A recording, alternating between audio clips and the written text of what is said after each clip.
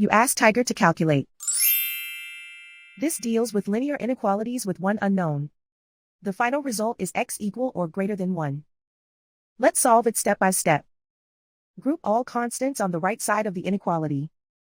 Subtract 4 from both sides.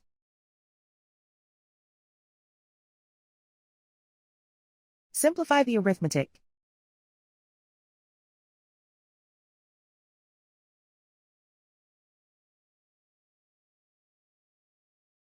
Isolate the x. Divide both sides by -2. Whenever you multiply or divide by a negative, reverse the inequality sign.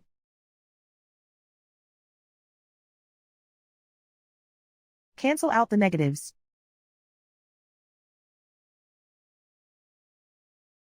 Simplify the fraction.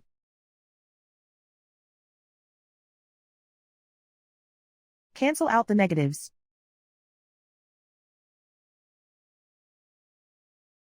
Simplify the fraction.